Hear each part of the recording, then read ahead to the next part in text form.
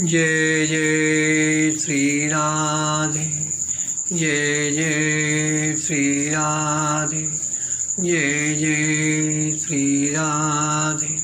भक्ति भक्ति भगवंतु गुरु चतुर्नाम वपु एक, इनके पद बंधन की नाशे बेग्नि। अब श्री संप्रदाय के आचार्यों का वर्णन करेंगे। नाभाजी कहते हैं, संप्रदाय शिरोमणि सिंधुजा रचो भक्ति वितान, विश्वक्षेण मुनिबल सुपुन सटकोप पुनीता, भोपदेव भागवत लुप्त उग्रव नवनीता, मंगल मुझ श्रीनाथ पुंडरी काख्य परम जस, राम मिश्र शिराज प्रकट परिताप परांकुश, यामन मुनि रामानुज तिमिरि हरन उदय भान, संप्रदाय शिरोमणि सिंधुजा रचो भक्ति वित्तान। नाभाजी कह रहे हैं, समुद्र सुता श्री लक्ष्मी जी ने सभी संप्रदायों में श्रेष्ठ श्री संप्रदाय को भक्ति के मंडप के समान बनाया, जिसके नीचे आकर तीनों ताप से तपे प्राणियों ने शरण पाई। भगवान के पार्षद श्री विश्वक्सेन जी श्री लक्ष्मी जी के अनुयायी हुए। पश्चात मुनि श्रेष्ठ श्री सटकोप जी, जिनके द्वारा पवित्र श्री संप्रदाय परवर्धित हुआ। फिर श्री भूपदेव जी हुए, जिन्होंने श्रीमद् भागवत रूपी मक्खन को प्रकट किया। पश्चात मंगलकारी श्री नाथ मुनि, उसके बाद परम यशस्वी श्री पुंडरीकाक्ष जी, उसके अनंतर भक्ति रस के समूह श्री राम मिश्र जी हुए। फिर परांकुशाचार्य जी, जिनका प्रताप संसार में प्रकट है, उनके बाद श्री यामुनाचार्य जी, फिर अज्ञान रूपी अंधकार को हरण करने वाले सूर्य के समान श्री संप्रदाय के आचार्य श्री रामानुजाचार्य जी हुए। इन आचार्यों का संक्षिप्त परिचय दिया जा रहा है। सबसे पहले श्री विश्वक्सेन जी हुए। ये श्री भगवान के प्रधान पार्षद हैं तथा पंचरात्र आदि आगम रूप भी कहे गए हैं। श्री लक्ष्मी जी ने सर्वप्रथम इन्हीं को श्री नारायण मंत्र की दीक्षा दी थी। इनके बाद श्री सटकोप जी हुए। ये भगवान के प्रधान पार्षद श्री विश्वक्सेन जी के अवतार माने जाते हैं। कलयुग के प्रभाव से वैदिक धर्म एवं भक्ति ज्ञान विराग आदि को लुप्त होते देखकर भगवान ने अपने प्रिय वाहन वेद में श्री गरुड़ जी एवं प्रिय पार्षद श्री विश्वक्सेन जी को आज्ञा दी कि तुम लोग भूतल में अवतार लेकर हमारी भक्ति भागीरथी को, पवित्र धारा को जन साधारण के हृदय में बहाकर कलयुग जनित पाप तापों का निवारण कर प्राणियों को परमानंद प्रदान करो। भगवान की आज्ञा सुरोधार्य कर दोनों ही महानुभाव पांड्य देश में कलयुग के 13 वर्ष बीतने पर उत्पन्न हुए। श्री गरुड़ जी ने तिरक्कोलूर नामक स्थान में चैत्र मास की पूर्णिमा को मेष की संक्रांति में चित्रा नक्षत्र में एक सामवेदी ब्राह्मण कुल में जन्म लिया। ये अत्यंत अल्प अवस्था में ही सर्वशास्त्रों का पूर्ण अभ्यास करके अत्यंत मधुर काव्य की रचना करने लगे। अतः ये मधुर कवि नाम से विख्यात हुए। एक दिन इनके मन में विचार आया कि प्रेमा भक्ति और तत्वबोध के बिना विद्या किसी काम की नहीं है। शास्त्र अध्ययन का फल है पराविद्या को जानना। अतएव अध्यात्म विद्या की प्राप्ति के लिए किसी सदाचार्य की खोज करनी चाहिए। ऐसा निश्चय करके इन्होंने सब कुछ त्याग दिया और अकेले तीर्थ यात्रा करने को निकल पड़े। इधर श्री विश्वक्सेन जी ने भी प्रभु आज्ञानुसार ताम्रपर्णी नदी के किनारे स्थित तिरुक्कुरुकुर कुरकापुरी नामक नगर में वर्ष की संक्रांति में विशाखा नक्षत्र कर्क लग्न में जन्म लिया। आपके जन्म के संबंध में कथा इस प्रकार से है। पांड्य देश के राजा के ही अधीन एक कुरुगनाडु नामक छोटा सा राज्य था। वहाँ के राजा थे करमारन। ये पहले पांड्य देशाधिपति के यहाँ किसी ऊंचे पद पर नियुक्त थे। इनकी योग्यता देखकर पांड्य नरेश ने कुरुगनाडु की शासन व्यवस्था इनको सौंप दी। राजा करमारन बड़े भक्त थे। भगवान के नाम में इनकी बड़ी निष्ठा थी। 8 व्यायाम श्री राम नाम रटा करते थे। वैसे ही इनकी पत्नी उदयनंगे भी बड़ी भागवती थीं। वह भक्तमती देवी एक दिन कहीं जा रहीं। रास्ते में ही एक भगवान का मंदिर था। दूर से इसी प्रभु के शिव विग्रह को देखकर इन्होंने मन ही मन प्रणाम किया और भगवान के सौंदर्य पर मुग्ध होकर प्रार्थना की। पुत्र देव निज सरस ललामा। उसी दिन रात्रि को भगवान ने स्वप्न दिया, तुमने जो मुझसे पुत्र की अभिलाषा की है तो मेरे निस्वरूप पार्षद प्रधान श्री विश्वक्सेन जी तुम्हारे पुत्र होंगे। श्री प्रभु की मंगलमयी वाणी को सुनकर उस भागवती को बड़ा हर्ष हुआ। कुछ ही काल के बाद उस देवी के गर्भ से एक परम सुंदर शिशु ने जन्म लिया। यह बात तो सर्वशास्त्र प्रसिद्ध है। जब जीव गर्भ में आता है तब इसको सैकड़ों जन्मों के पुण्य पाप की स्मृति आती है। तब वह भगवान से प्रतिज्ञा करता है, हे प्रभु मुझे शीघ्र इस गर्भवास दुख से मुक्त करो। अब मैं जन्म लेकर निश्चय ही आपको भजूंगा।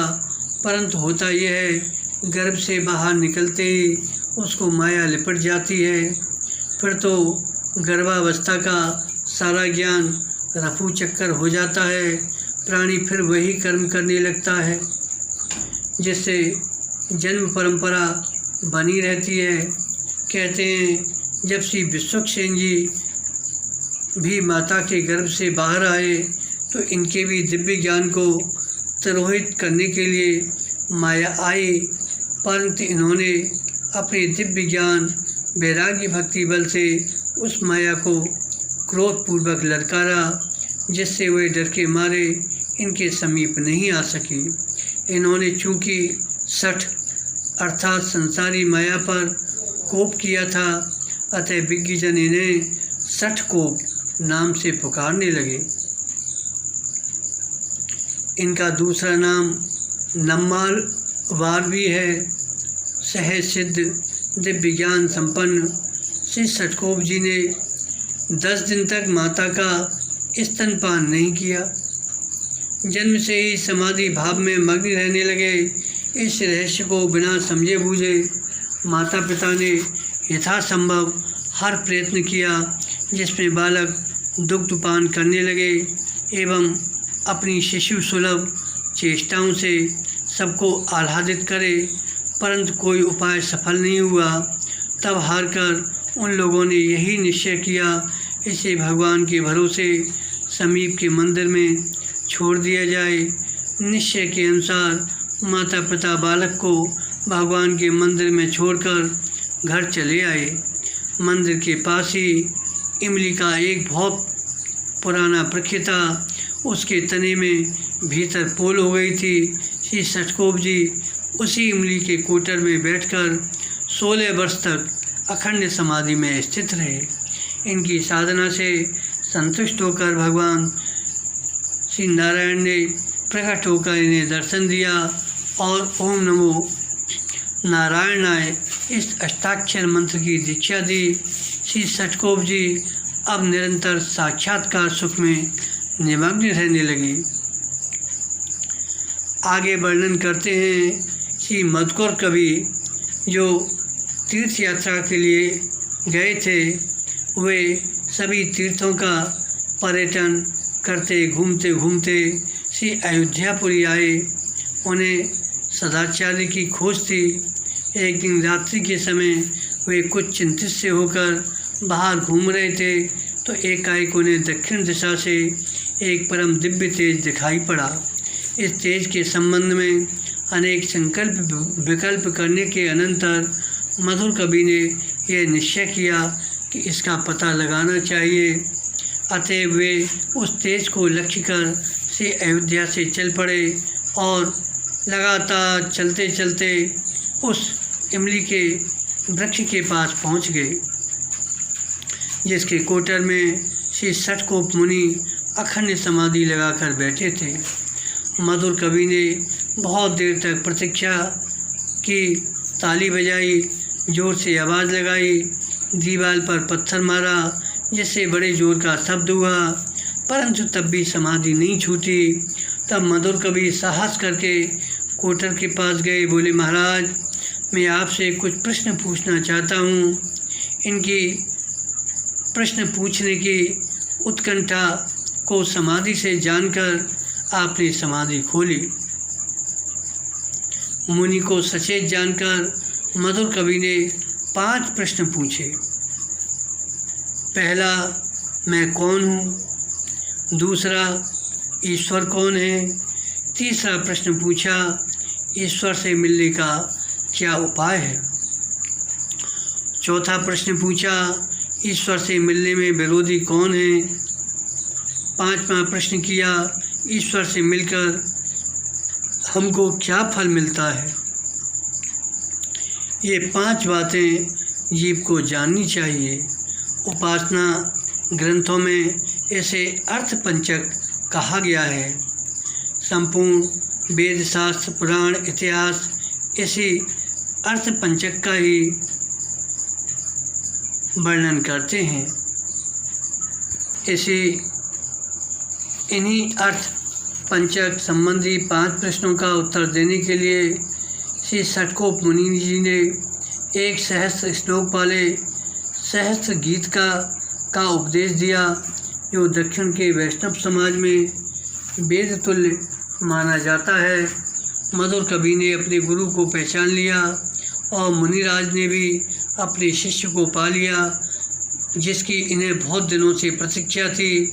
दोनों को पाकर पूर्ण मनोरथ हुए। श्री षटकोप जी अधिकतर राधा भाव में मग्न रहते थे। इनके पदों में विप्रलंबन वियोग श्रृंगार की अद्भुत छटा देखने में आती है।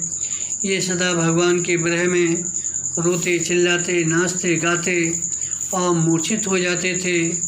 एक बार तो श्री कृष्ण लीला का गान करते समय उलूक बंधन के प्रसंग में आप 6 महीने तक मूर्छावस्था में रहे। श्री ललिता जी ने आपको चैतन्य किया। कथा आती है, एक बार ये भगवत लीला चिंतन करते हुए भावना में ही अयोध्या आए। इन्होंने देखा राजाधिराज रघुनंदन श्री रामभद्र जी की सवारी निकली है। अपार जनसमुदाय संग में है। हाथी घोड़ों की सेना, फौज की अपार भीड़ है। समीप पहुंचना कठिन सा हो रहा है। अतः दूर से ही दर्शन करने लगे, परंतु दूर से दर्शन करने में भी बाधा यह पड़ती थी। कभी चमर मुख के सामने आ जाता तो कभी व्यंजन। जैसे तैसे दर्शन करके फिर भावना में ही श्री वृंदावन आए। यहाँ आकर देखे एक गोपी टोकरी में गोबर भरे किसी उठवाने वाले की, विशेषकर प्यारे श्याम सुंदर की प्रतीक्षा में है। तब तक श्री श्याम सुंदर भी गायों को हियो हियो करते आ गए। गोपी के नेत्र चमक उठे, मुख कमल खिल गया। बड़े ही भाव में भरकर बोली, प्यारे, यह टोकरी मुझसे उठ नहीं रही है, नेक सहारा तो कर दो। गोपी की प्रार्थना सुनकर भगवान श्याम सुंदर बड़ी सरलता से उसकी टोकरी उठवाने लगते हैं। संयोग की बात, गोपी थी लंबे कद की और श्याम सुंदर थे अभी 5-7 साल के छोटे बालक। उधर गोबर भी कोई ढीला था, अतः गोपी की ओर ऊंचा होने से टोकरी में से ढलककर श्री श्याम सुंदर के ऊपर गिर पड़ा। अब तो षटकोप जी भाव विभोर हो गए। वर्णन आता है ये 35 वर्ष की अवस्था तक इस लोक में रहे। इसके बाद इन्होंने अपनी भौतिक विग्रह को त्याग कर भगवत पद को प्राप्त कर लिया। षटकोप जी के बाद श्री संप्रदाय के आचार्य रूप में श्री बोपदेव जी हुए। वर्णन आता है कि बाल्यावस्था में इनकी बुद्धि अत्यंत मंद थी, स्मरण शक्ति अत्यंत कमज़ोर थी, कुछ भी याद नहीं होता, जो याद करते वह भूल जाते। अध्यापक लोग पढ़ा लिखा कर हार गए, अंत में इन्हें विद्यालय से निकाल दिया गया। ये अत्यंत दुखी मन से लक्ष्यहीन कहीं जा रहे थे। चलते चलते थक जाने से एक कुएं पर बैठकर विश्राम कर रहे थे। उसी समय कुछ माताएं जल भरने आईं। इन्होंने देखा तिनकों की रस्सी से रगड़ खाते खाते पत्थर की पटिया में 2-2 अंगुल गहरे निशान बन गए हैं। इससे इनको बड़ी प्रेरणा मिली। इन्होंने विचार किया क्या हमारा मस्तिष्क पाषाण से भी अधिक ठोस है? अर्थात नहीं, फिर हम भी क्यों नहीं अभ्यास करें, अवश्य सफलता मिलेगी। ये पुनः विद्यालय को लौट आए, बड़े ही मनोयोग पूर्वक स्मरण करने में जुट गए। परिणाम यह हुआ, आगे चलकर इनकी मेधा ऐसी प्रखर हुई, जिस भी ग्रंथ को हाथ में लेते उसे रटी डालते। तभी से यह दुआ प्रसिद्ध है, करत करत अभ्यास के जड़मत हो सुजान, रसरी आवत जात ते सिल पर बनत निशान। 18,000 श्लोकों का श्रीमद् भागवत पुराण इनको संपूर्ण कंठस्थ था। कहते हैं कि मुसलमानों ने हिंदुओं के धर्म ग्रंथों को खोज कर जला दिया। वर्णन आता है कश्मीर के पुस्तकालय में 6 महीने तक आग बुझी ही नहीं। मुसलमान सिपाही पुस्तकों को जलाकर रसोई बनाते थे। इसी महाध्वंस में श्रीमद् भागवत पुराण तो एकदम विलीन ही हो गया। बहुत ढूंढने पर भी जब इस पुराण की कोई प्रति कहीं भी उपलब्ध नहीं हुई तो वैष्णव जगत में हाहाकार मच गया। परंतु श्री बोपदेव जी को समग्र ग्रंथ शुरू से आखिरी तक याद था, अतः वैष्णवों के अनुरोध पर ये इस महापुराण को पुनः लिपिबद्ध करके प्रकाश में लाए। श्री बोपदेव जी के इस उपकार के लिए हम सब वैष्णव ऋणी हैं। बहुत से लोग इस रहस्य को न जानकर भ्रमवश श्रीमद् भागवत महापुराण को श्री वेदव्यासकृत न मानकर बोपदेव की रचना मानते हैं। यह उनकी महान भूल है। यहाँ श्रीमद् भागवत जी को नवनीत कहा गया है। भाव यह है जैसे नवनीत दूध का सार भाग होता है, उसी प्रकार श्रीमद् भागवत सभी पुराणों का सार है। साधन साध्य सत्य पुराण फल रूपी श्रीमद् भागवत। अब इनके आगे इनके पश्चात श्री नाथ मुनि जी हुए। ये श्री स्वामी यामुनाचार्य जी के पितामह थे। दक्षिण भारत के प्रसिद्ध नगर मथुरा में निवास करते थे। इनका भगवान में दृढ़ विश्वास था।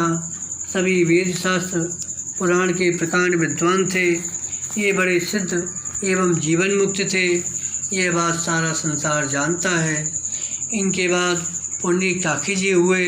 ये श्री महापूर्ण स्वामी के पुत्र और श्री स्वामी रामानुजाचार्य जी के शिष्य थे। इनके बाद श्री रामकृष्ण जी हुए। ये श्री नाथ मुनि के शिष्य हैं। ये बड़े ही विद्वान एवं सदाचारी थे। श्री रामकृष्ण जी को अपने में कोई दोष दिखते नहीं थे। ये अपनी दोषज्ञता का प्रयोग दूसरों के दोषों को देखने में करते। किसी के किंचित मात्र भी दोष को देख या सुनकर उसे डांटना, फटकारना, सभा में बदनामी करना इनका व्यसन बन गया था। इसका दुष्परिणाम यह हुआ, लाख साधन करने पर भी इनके मन को शांति नहीं मिलती। अपने मन की इस उलझन को मिटाने के लिए ये जहाँ कहीं भी किसी विद्वान सिद्ध साधक का नाम सुनते वहीं जाते और जो कुछ भी साधन बताता वही करते, परंतु अशांति मिटने के बजाय बढ़ती गई। एक दिन राम मिश्र जी महात्मा पुंडरीकाक्षी जी की सेवा में गए। बोले, भगवान, मेरे मन में स्थिरता नहीं है। इसका कारण मैंने ये निश्चय किया है, मेरी निज धर्म में दृढ़ता नहीं है। इसलिए आप कृपा पूर्वक बताएं कि धर्म में दृढ़ता किस प्रकार होती है। श्री पुंडरीकाक्षी जी ने कहा, जिस उपाय से दृढ़ता प्राप्त होती है उसे आप कर नहीं सकते, इसलिए उसको बताना व्यर्थ है। श्री मिश्र जी ने कहा, आप उसे बताएं, मैं अवश्य करूँगा। जिस किसी ने जो भी उपाय मुझे बताए उसे मैंने किए, आप निसंकोच कहें। इनके लिए मैं सर्व त्याग करने को भी तैयार हूँ। मिश्र जी के बहुत अन्य विनय करने पर श्री पुंडरीकाक्षी जी ने उन्हें 6 महीने पीछे बताने को कहा। तब निश्चित समय पर ये फिर आए तो आचार्य ने कहा, दूसरे के दोषों को छिपाने एवं अपने दोषों को प्रकट करने से जब मानसिक दुर्बलताएं दूर होती हैं तब निज धर्म में दृढ़ता होती है। श्री राम मिश्र की आँख खुली। आज उनको ज्ञान हुआ, मैं गंतव्य दिशा के ठीक विपरीत चल रहा था, फिर भला लक्ष्य तक कैसे पहुंचता। उसी दिन से श्री राम मिश्र जी का जीवन एकदम बदल गया।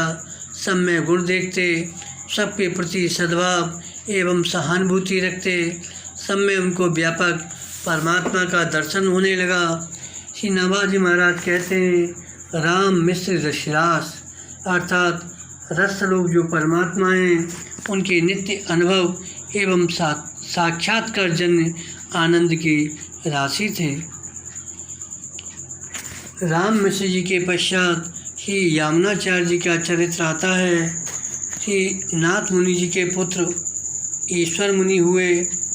वही ईश्वर मुनि जी श्री स्वामी यामुनाचार्य जी के पिता थे। श्री यामुनाचार्य जी का प्रादुर्भाव विक्रम संवत 1010 में मदुरा में हुआ था। ये भगवान के सिंहासन के अवतार कहे जाते हैं। पितामह श्री नाथ मुनि जी ने संन्यास ले लिया, तब उनकी 10 वर्ष की अवस्था थी। उसी समय पिता भी परलोक सिधार गए, अतः इनका पालन पोषण विद्याध्ययन आदि दादी और माता की देखरेख में हुआ।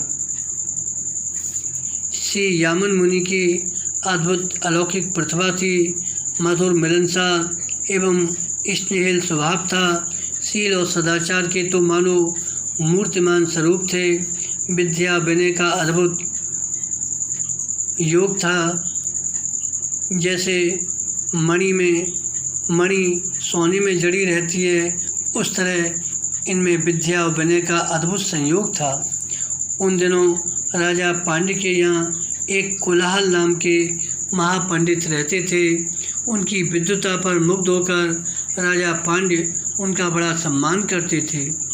राज सम्मान प्राप्त पंडित कोलाहल का शास्त्रार्थ करके पंडितों को पराजित करके उनका अपमान करना व्यसन बन गया था। राजा को भी शास्त्रार्थ सुनने का चस्का लग गया था। इधर श्री यामन मुनि की प्रतिभा की ख्याति सर्वत्र फैल चुकी थी।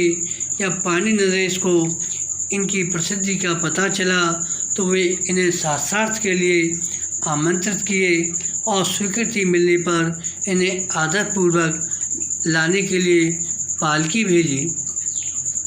श्री यामुनाचार्य जी आए। जिस समय ये पालकी में बैठे आ रहे थे, उस समय राजा रानी अपने महल से इन्हें देखे। पालकी में प्रकाश छा रहा था। श्री आचार्यपाद के अलौकिक तेज को देखकर रानी ने कहा, महाराज, हमें तो ऐसा लगता है ये नए पंडित आपके राज पंडित को हरा देंगे। राजा ने रानी के कथन का प्रतिवाद किया, अपने पंडित का समर्थन किया। रानी ने दृढ़ता के स्वर में कहा, नहीं, मुझे तो इनके तेज को देखकर ऐसा निश्चय हो रहा है कि ये अवश्य जीतेंगे। राजा ने अपनी बात पर जोर दिया, फिर तो दोनों में बाजी लग गई। यदि जीत गए तो, नहीं जीते तो। रानी ने कहा, यदि हमारी बात सत्य हुई तो आपको इन्हें आधा राज्य देना पड़ेगा, और यदि आपकी बात सत्य हुई तो मैं आपकी रानी न रहकर दासी बनकर सेवा करूंगी। बात तय हो गई। नगर भर में शास्त्रार्थ की घोषणा हो गई। राजा का दरबार लगा। दोनों पंडित अपनी अपनी आसन पर विराजमान हुए। शास्त्रार्थ के प्रारंभ में ही कोलाहल पंडित ने अत्यंत अभिमान में भरकर श्री यामन मुनि से कहा, तुम जो कुछ भी कहोगे मैं उसका खंडन कर दूंगा। श्री यामुनाचार्य जी ने 3 बातें कही। पहली, तुम्हारी माता काकबंध्या है। काकबंध्या उसे कहते हैं जिसके एक ही संतान होकर फिर कोई संतान न हो, उसे काकबंध्या कहा जाता है। तो यामुनाचार्य जी बोले, तुम्हारी माता काकबंध्या है। दूसरी बात कहा, राजा पांड्य बड़े ही नीति निपुण एवं धर्मज्ञ हैं। तीसरी बात कही, रानी जी बड़ी ही पतिव्रता हैं, साधु स्वभाव वाली हैं। अब यामन मुनि ने कहा, राज पंडित से, यदि तुम इन 3 बातों का खंडन कर दो तो मैं तुम्हारा शिष्य हो जाऊंगा। अब तो कोलाहल पंडित का मुंह सूख गया, एकदम श्रीहीन हो गए। उस समय तो बड़े अभिमान में यामुनाचार्य जी से कहा था कि जो तुम कहोगे उसका खंडन करूंगा। अब वो कुछ नहीं बोल पाए क्योंकि तीनों बातें ही अकाट्य थी। कोलाहल अपनी माँ की एक ही संतान था, उसकी माँ के और कोई संतान हुई नहीं थी, अतः वह सचमुच काकबंध्या थी। राजा रानी वास्तव में उपर्युक्त गुणों से युक्त थे। यदि न भी हों तो कोलाहल का इतना साहस नहीं कि वह उन्हें दूषित सिद्ध कर सके, अतः वह हार कर मौन हो गया। विजय श्री यामन मुनि की हुई। बात रानी की सत्य निकली। राजा ने यामुनाचार्य जी को आधा राज्य दे दिया। रानी ने श्री आचार्यपाद को आलबंदार कहा, जिसका तमिल भाषा में अर्थ विजयी होता है। आगे चलकर ये आलबंदारी कहे जाने लगे और इनके द्वारा रचा हुआ स्तोत्र रत्न भी आलबंदार स्तोत्र के नाम से प्रसिद्ध हुआ। राजा के अत्यंत प्रीतभाजन आधे राज्य के स्वामी महाविद्वान श्री यामन मुनि ने एक राजा की तरह राज्य कार्य करते हुए राज्य सुख भोगों में जीवन के 35 साल व्यतीत किए। जब इनके पितामह श्री नाथ मुनि का देहावसान होने लगा तो ये अपने श्रेष्ठ शिष्य राम मिश्र जी से बोले, राम, कहीं ऐसा न हो कि यामुन राज्य कार्य में ही अपना समस्त अमूल्य समय बिता दें।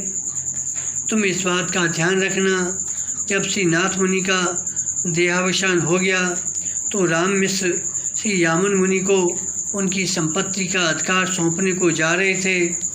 मार्ग में श्री रंगनाथ भगवान का मंदिर पड़ा। दोनों ही भगवान का दर्शन करने गए। दर्शन करते ही श्री यामन मुनि के हृदय में सहसा भक्ति प्रभाव उमड़ पड़ा। एक क्षण में मायिक सुख भोग वासना का विनाश हो गया। तीव्रतम वैराग्योदय हो गया। अंतःकरण में अनुराग सिंधु हिलोरे लेने लगा। भाव गदगद होकर भगवान की स्तुति करने लगे। इनकी विनती को सुनकर भगवान श्री रंगनाथ जी साक्षात प्रकट होकर इन्हें हृदय से लगाए। ये अपना सर्वस्व श्री रंगनाथ भगवान के चरणों में सौंपकर वहीं निवास करने लगे। सदा दैन्य भाव में पगे श्री यामुन मुनि ने खूब भक्ति का प्रचार किया। शेषावतार श्री स्वामी रामानुजाचार्य ने आपको अपना परम गुरु माना था। श्री महापूर्ण जी, श्री शैलपूर्ण जी, श्री गोष्ठीपूर्ण जी, श्री कांचीपूर्ण जी और श्री मालाधर जी आदि आपके प्रमुख शिष्य थे। इस तरह श्री संप्रदाय के आचार्यों में श्री यामुनाचार्य जी तक का वर्णन किया गया। आगे के भाग में श्री रामानुजाचार्य जी का चरित्र वर्णन करेंगे। और भक्त भगवान की जय। जय जय श्री राधे, जय जय श्री राधे, जय जय श्री राधे।